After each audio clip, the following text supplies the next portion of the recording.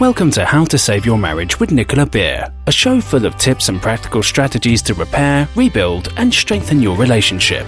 If you are currently stuck wondering if your marriage can be saved, or you know you want to save it but don't know how to go about changing it, this show is for you. And now here is your host, Nicola Beer, who specializes in a proven 10-step program to help couples increase the love, passion, and happiness in their marriage in 30 days or less, guaranteed.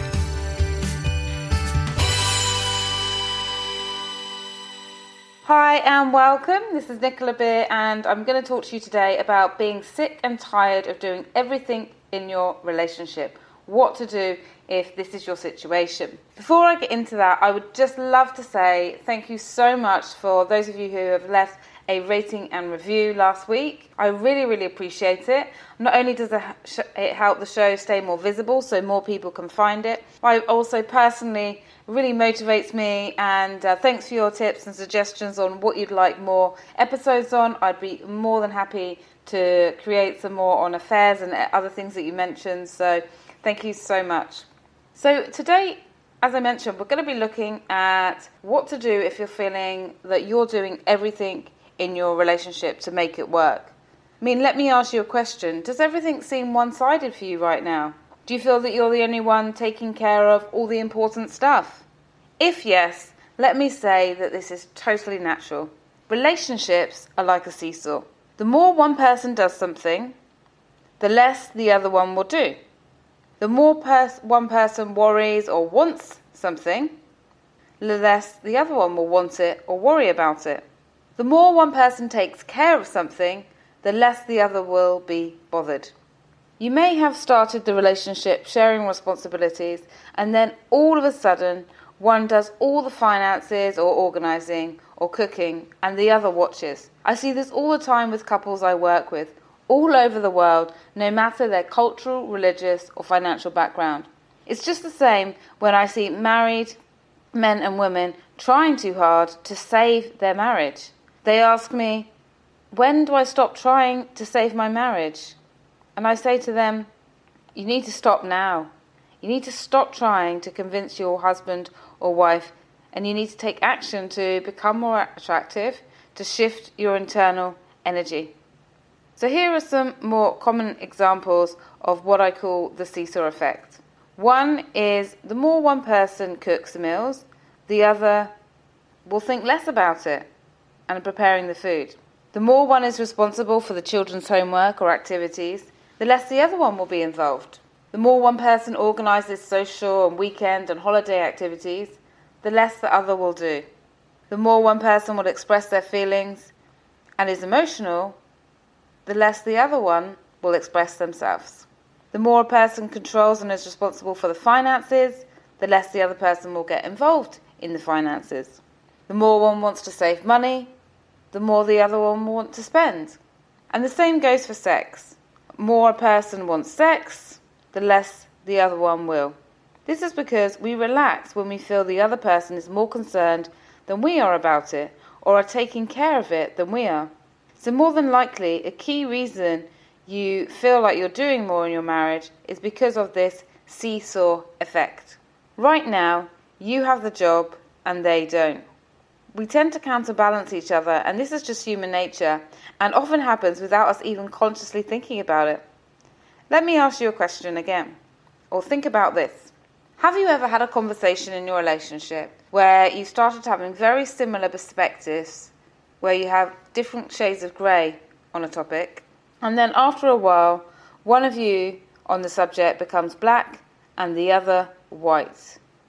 What you used to be more aligned on has shifted. I see this often in parenting and with the way money is spent or saved. This is because our opinions and positions on things in the relationship shift like a seesaw. When it comes to sexual desire, both in the couple often start on an equal footing. Then one person becomes preoccupied, tired, stressed or busy, or has a body ache of some kind. When this happens, the other partner will then double up their efforts to make sure that their sex life is active. Then, when they are met with rejection, their sex life will become the centre of their attention. The more higher the desired person focuses on it, the less the low desired person wants it.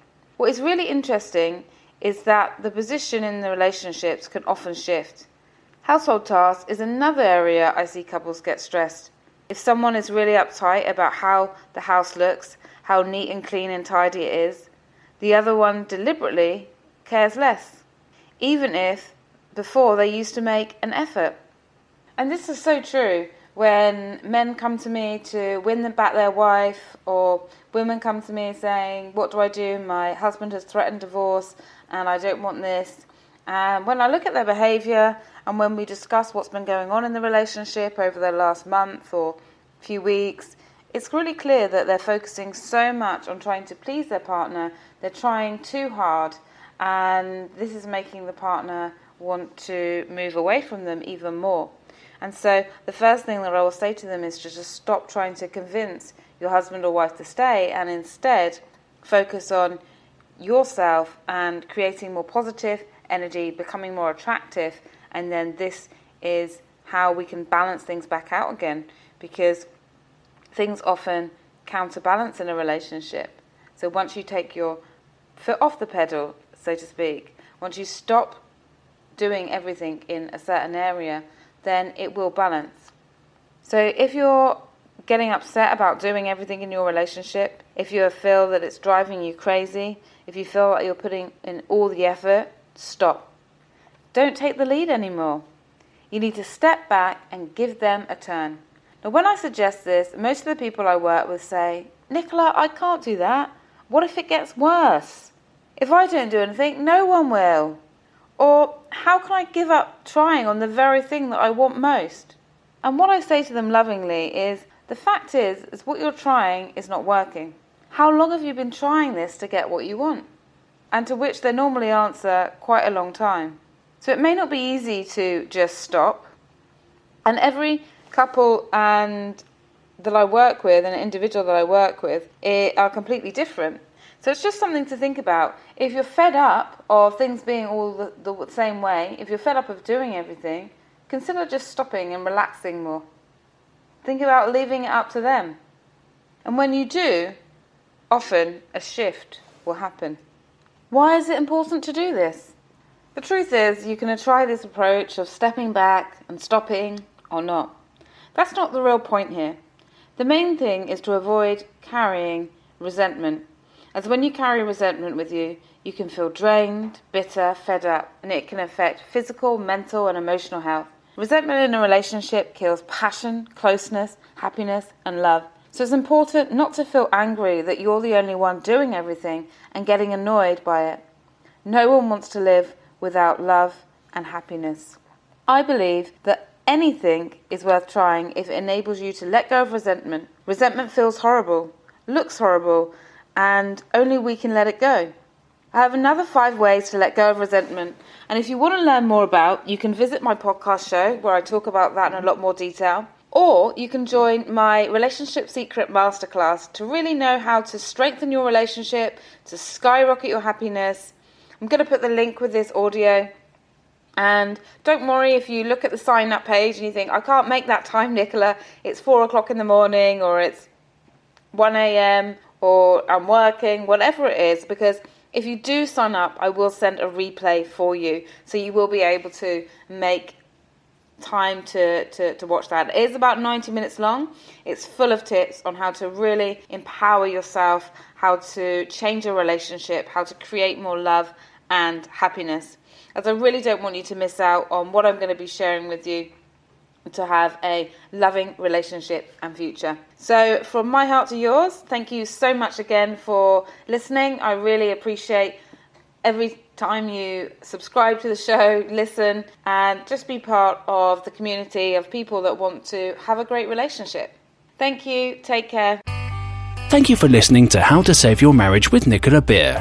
To book your free Save My Marriage consultation, please visit www.savemymarriageprogram.com/consult. And if you've enjoyed this episode, Nicola would really appreciate it if you could leave a rating and review on whatever app you're listening through, so the show stays visible, allowing more people to get the support they need to increase their love, passion, and happiness.